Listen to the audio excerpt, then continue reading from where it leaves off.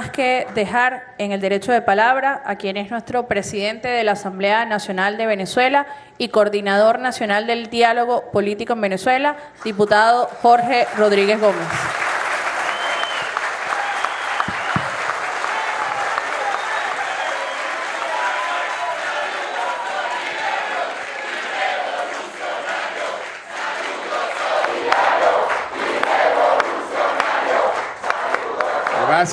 Gracias siempre. Claro que siempre es un inmenso placer y una verdadera caricia para el alma venir aquí a la tierra de nuestra infancia, a nuestro terruño natal. Tengo que hacer esfuerzo para que no se me pegue el acento en el aeropuerto, porque ya saliendo del aeropuerto uno empieza a hablar así como debe hablar, pues cantadito, ¿no? Ah, guará. Mirá, en vez de mira. Pero cuánta vida y cuánta ternura y cuánta felicidad significa estar aquí en la tierra de mis antepasados y mi propia tierra donde nací. Y ver a personas con las que hemos compartido el amor por la vida, el amor por la lucha, el amor por las letras. Aquí está nuestro querido padre Oscar Freite. Pido un aplauso por su constancia, por su tesón, por su tenacidad, por su fuerza.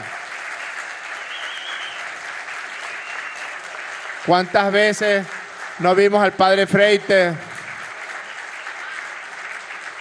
en su volvajito blanco, transportando cosas no muy santas? En esos tiempos de la lucha armada de los años 60, de los años 70. Y yo quería comenzar este diálogo fructífero que arranca aquí en Barquisimeto y que debe multiplicarse por todos los estados del país, por todos nuestros municipios, haciendo un llamado a que todas y todos de verdad internalicemos el diálogo en su verdadero contexto. Es decir, no es que yo vengo a un diálogo para imponer mis posiciones sobre las posiciones que tienen los otros, sean partidos políticos, sean grupos culturales, sean grupos universitarios, no. Es que yo vengo a escuchar, sobre todo a escuchar, y poder evaluar y concluir dónde tenemos puntos de acuerdo, dónde no tenemos tantos puntos de acuerdo y dónde podemos avanzar en la construcción de leyes electorales modernas, democráticas, verdaderamente democráticas, que no tengan esas características que son tan frecuentes y tan comunes en los dichos venezolanos, esa de que el que hace la ley hace la trampa. No, el que hace la ley, que haga la ley. Y que esa ley se respete, y que esa ley se cuide, y que esa ley se reglamente, y que esa ley se aplique. Entonces, a los efectos de lo que viene, porque ustedes se van a quedar aquí discutiendo y trabajando en las 3 mesas técnicas que se hicieron, la mesa constitucional, la mesa legal y la mesa técnico-política, pues busquemos la forma de dejar un poco de lado las consignas, de dejar un poco de lado las posiciones particulares y políticas, la cosmovisión que cada uno tiene. Yo, por ejemplo, escucho al diputado Rubén Limas, para poner un ejemplo, porque ayer peleamos en la asamblea, nos dimos unos óperas ahí en una de las esquinas del ring. Pero aquí estamos dialogando y esa es la verdadera esencia de lo que es el diálogo político.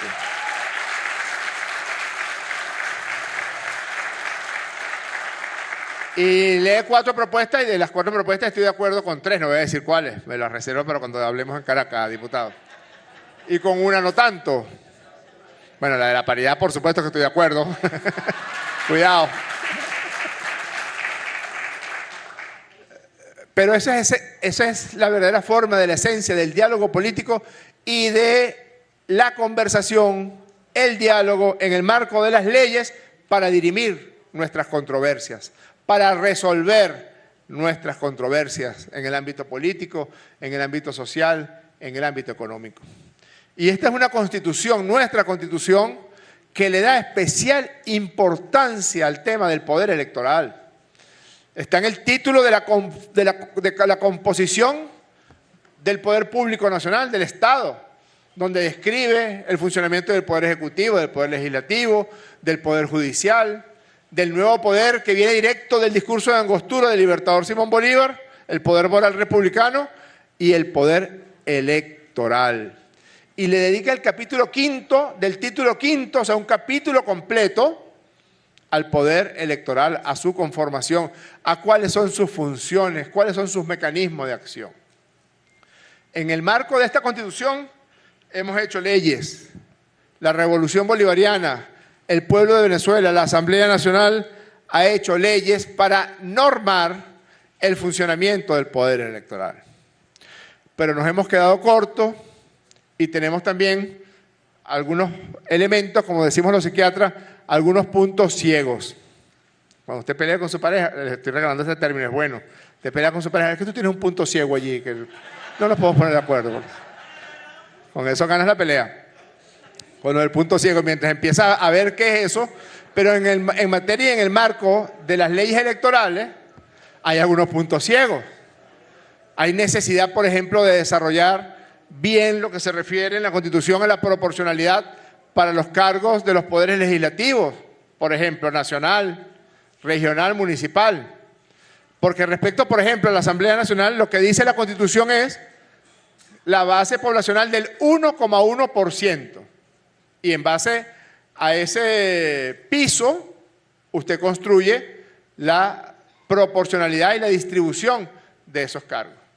Pero hasta el año 2020, hasta la elección de la Asamblea Nacional del año 2020, se aplicaba una fórmula matemática perfecta, es decir, incomprensible, donde con ese bendito 1,1%, en Venezuela, en el año 2010, habían 12 millones de votantes y escogían 135, creo que eran 165 diputados.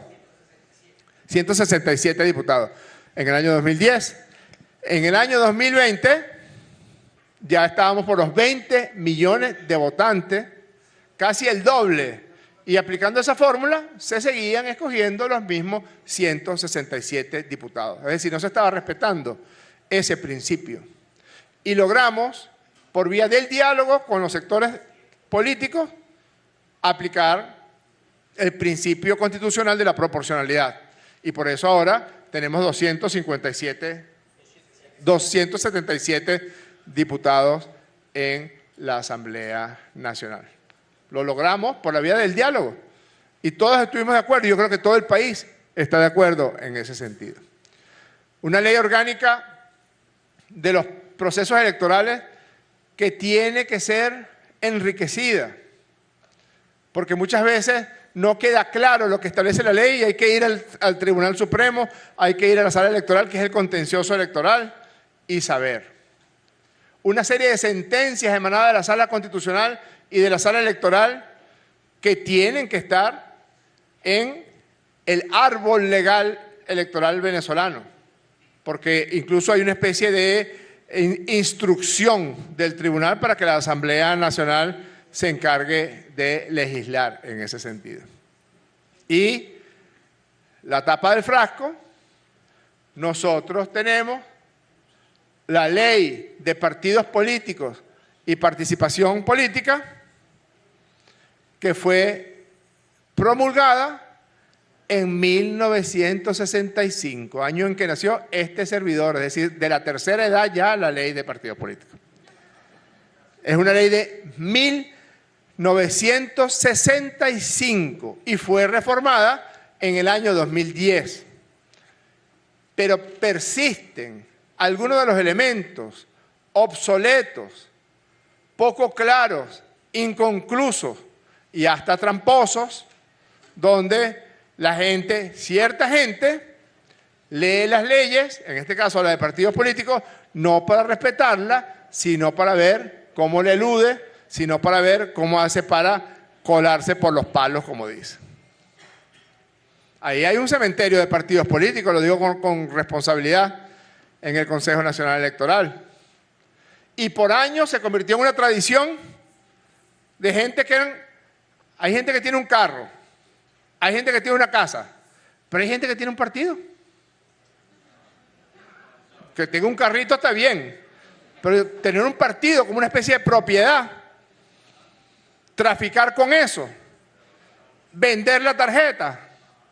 No estoy diciendo ninguna cosa de que llegaron los extraterrestres ya, estoy diciendo cosas que pasan. Cosas que son verdad y que tienen que reglamentarse. No es posible que los mecanismos para inscribir un partido político tienen las mismas características que para inscribir un partido político en el año 67, 68. Tenemos una nueva constitución y además tenemos una nueva manera de relacionarse los seres humanos. Eso es como el Código de Comercio. En algún momento tenemos que reformar el Código de Comercio. Hay partes en el Código de Comercio que dice: el lapso para tal trámite comercial será el que tarde una mula en recorrer no sé cuántas cuadras. Y lo dice el Código de Comercio. Hay que buscarse a la mula, ponerla en la esquina de San Francisco y que llegue hasta el Calvario, será allá en Caracas. O la ponemos en la casa de mi abuela en la avenida 13, entre 39 y 40, y lo que tarda en llegar al Parque Ayacucho, dice, ay, eso es lo que ese es el lapso legal. El Código de Comercio. De broma, había máquinas de escribir portátiles, manuales, ni siquiera eran eléctricas. Algo así pasa con la ley de partidos políticos. Cómo ha evolucionado la tecnología, la dinámica. Cómo ha evolucionado la sociedad si tenemos una nueva constitución escogida por el pueblo de Venezuela. Y tenemos otra sociedad diferente. Y no lo digo porque soy chavista, que lo soy. No lo digo solo por eso. Es que a partir de esta constitución, los mecanismos de participación política se multiplicaron, por eso hemos tenido 30 elecciones en 20 años, muchas más elecciones que todas las elecciones desde 1959 hasta el año 99. Es la verdad, porque ahora tenemos referendos aprobatorios, tenemos referendos consultivos, tenemos enmiendas constitucionales, tenemos referendos revocatorios, tenemos cargos de elección popular y casi Venezuela ha inaugurado la costumbre de hacer al menos una elección por año. ¿Qué país del mundo tiene un sistema político electoral de consulta al pueblo donde casi cada año hay un evento electoral? Incluso, por ponerles un ejemplo, Venezuela tiene una lucha histórica que le asiste, la razón moral, la razón histórica, la razón legal, por su territorio de la Guayana Esequiba. Estamos luchando desde hace más de 160 años por los derechos incontrovertibles de Venezuela sobre la Guayana Esequiba. Pero no contaba el pueblo de Venezuela con un mecanismo como el que activó la Asamblea Nacional el año pasado para convocar al pueblo al referendo consultivo de nuestra Guayana Esequiba. Ahora es mucho más fuerte la lucha del pueblo de Venezuela porque fue refrendada por el voto del pueblo. Entonces, es muy importante el tema de las leyes electorales. No podemos seguir postergando eso. Y además, ahora también diciendo cosas terribles que han pasado, jamás nosotros, a pesar de que hemos notado que desde muy temprano, desde la irrupción de Hugo Chávez en la vida política electoral con la victoria de 1998,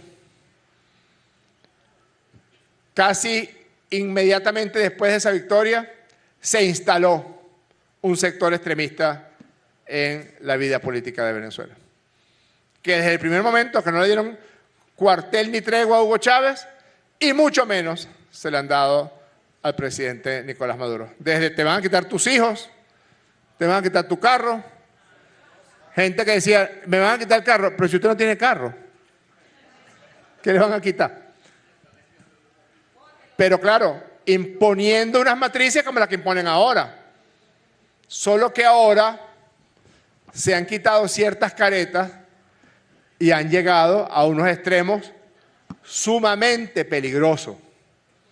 Y ya, por la calle del medio, hay un sector de la política venezolana claramente fascista y que reivindica el fascismo como su forma de participación política.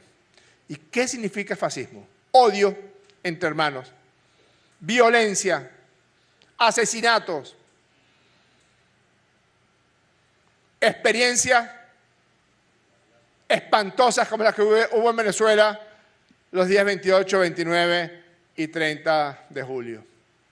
No puede ser que cada vez que hay una elección en Venezuela hay una elección y un sector que no resulta favorecido en el voto popular sale a la calle a matar gente. 27, el 28, 29 y 30 de julio. 11, cuando Enrique Capriles Radón que dijo, salgan con su arrechera. Más de 100 en la guarimba del 2017. De las elecciones recientes, la única en la que no hubo violencia fue la del 2015. Porque nosotros perdimos y lo reconocimos de inmediato. Porque hay que saber ganar, pero también hay que saber perder. Y esta gente no sabe perder.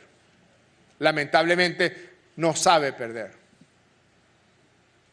Y han llegado a unos extremos tales donde comunicadores populares fueron asesinados por ser comunicadores populares. Donde 2 señoras del Estado de Bolívar fueron asesinadas por ser jefes de UH.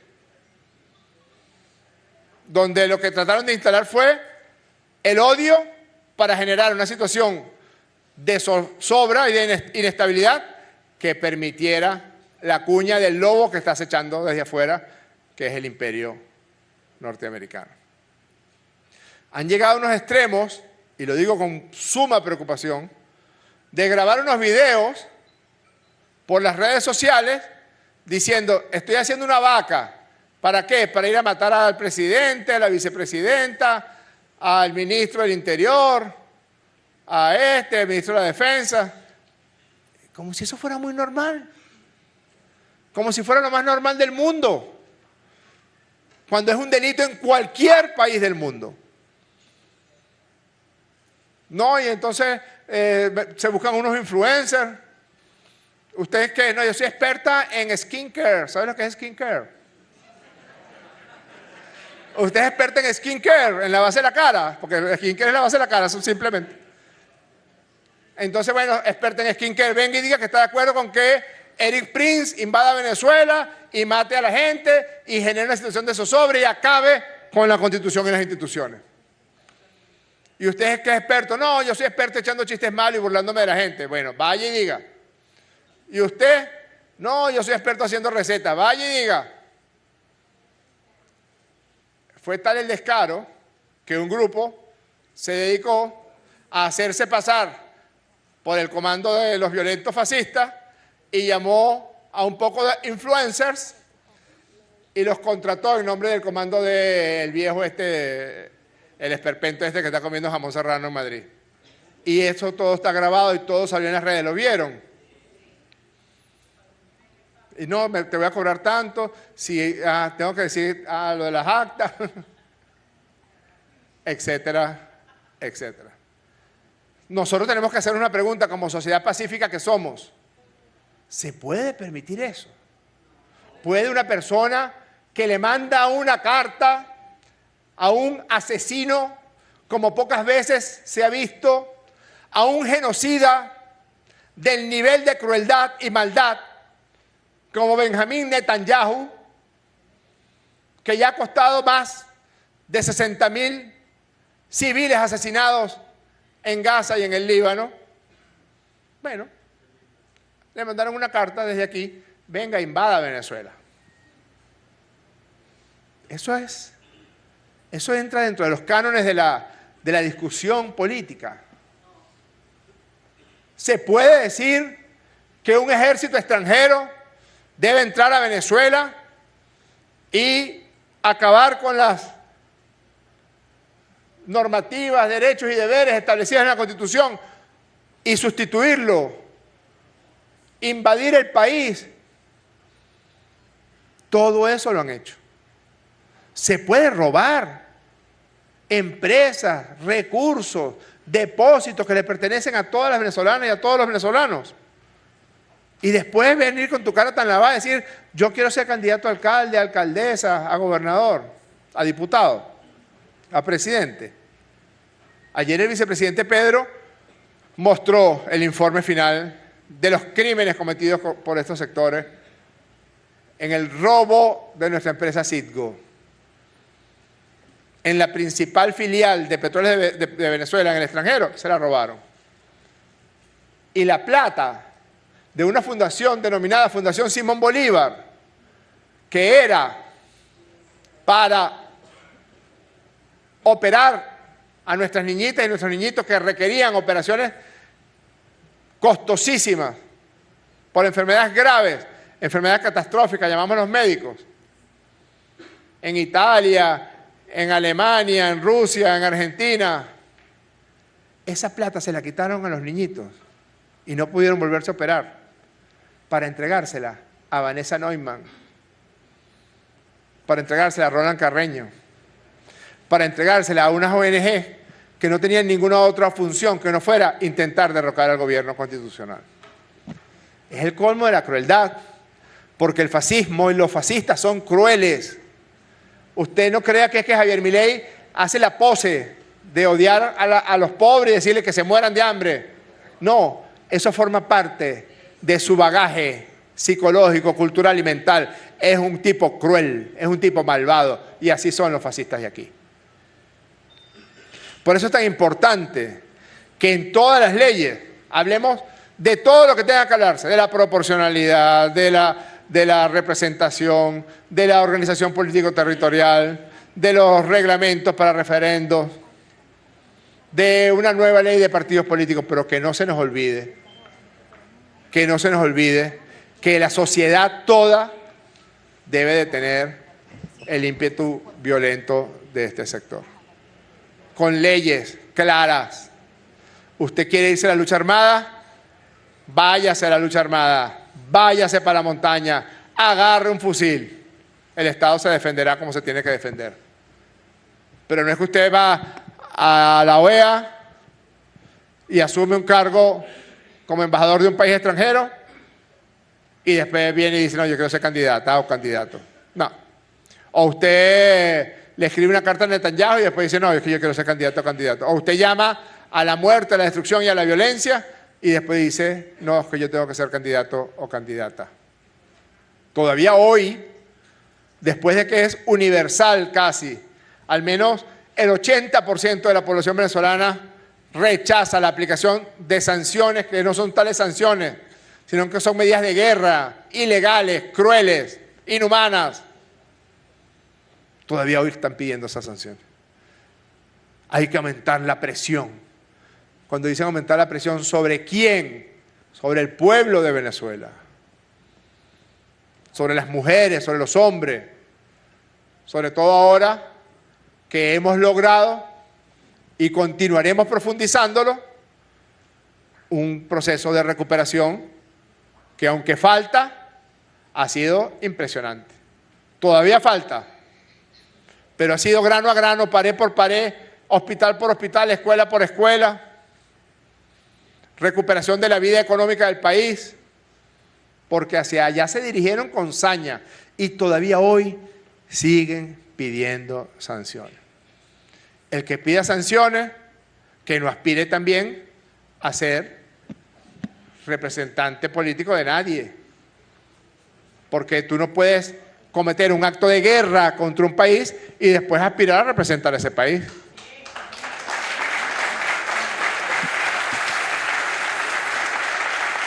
Por eso es tan importante este proceso de diálogo que se está dando. Vamos a revisar todas las leyes. A lo mejor el diputado Limas tiene razón con lo de la doble vuelta. Yo creo que no. Ya le dije con cuál no estoy de acuerdo. Pero tenemos que hablar del tema de la paridad. Tenemos que hablar del tema de la proporcionalidad de la representación. Tenemos que hablar del tema de las consultas al Poder Popular. Porque yo me pregunto, como una pregunta personal, ¿qué es más democrático? ¿Escoger un diputado por circunscripciones electorales, circuitos nominales, uninominales, plurinominales, por lista? o convocar al pueblo organizado en consejos comunales y en comunas a decidir el pueblo cuáles son los proyectos que se tienen que construir en su comunidad. ¿Qué es más democrático? Pero las leyes te ponen al dedillo, las leyes electorales, cómo se elige un diputado, cuáles son las prerrogativas del diputado, la inmunidad parlamentaria, etcétera, etcétera, etcétera. Pero a la hora de las consultas del Poder Popular se hacen los locos. Tenemos que reglamentar y legislar también los mecanismos de consulta al Poder Popular, al menos. En algún momento también tenemos que hablar de la organización político-territorial. Hay municipios que son más pequeños que algunas parroquias. Aquí en Lara, Ana Soto es más grande que... No voy a decir que qué, porque después se me molesta la gente de Keyboard. O la gente del Tocuyo. Pero pongo la de Caracas. No, ya no vamos. Mira que yo tengo que ir para San Carlos. Pero en Caracas, por ejemplo, en Caracas tenemos la parroquia Sucre, que es Katia. Ahí hay 800.000 votantes. Y tenemos la parroquia Santa Teresa, que es donde está el casco central de la ciudad, y hay 72.000 votantes. Aquí hay un importado de Macarao. Macarao es mucho más pequeña que Katia. Ese me perseguía a mí cuando yo era candidato en todos los actos de campaña que yo hacía cuando era candidato a alcalde para reclamarme algo. Y después vino un acto de campaña aquí de Chávez en el 2012 y me lo encontré y dije, Dios mío. Entonces, busquemos la fórmula para que no se nos escape nada y tengamos un basamento legal del que todos nos sintamos orgullosos, que proteja la democracia, que proteja la paz, que proteja el proceso de reconstrucción que todos hemos emprendido. Porque lo primero que hicieron el 29 y el 30 fue destruir escuelas, fue destruir hospitales, fue destruir módulos de salud, fue destruir los autobuses nuevos que el presidente Maduro había comprado en China. Lo primero. No se fueron a destruir quintas en el Country Club, ni en Santa Elena. No, los hospitales del pueblo, las escuelas del pueblo, los autobuses del pueblo. Que podamos proteger y cuidar la democracia venezolana. Y que nosotros, como políticos, o la política se imponga. El que ganó, ganó. Y el que no ganó tendrá su representación establecida en las leyes y en la Constitución. Y que cada vez que vayamos después a eventos electorales, notemos cómo hemos fortalecido la democracia y cómo hemos fortalecido una institución que es fundamental según esta Constitución, que es el poder electoral. Tenemos mucho trabajo y no tenemos mucho tiempo. Porque mire, por mi abuela Herminia, que murió en su casita de la carrera 13 entre 39 y 40, y por mi abuela Eloína, que murió en su casita de La Pomona en Carora, antes del 15 de diciembre estarán reformadas todas las leyes electorales. Un abrazo.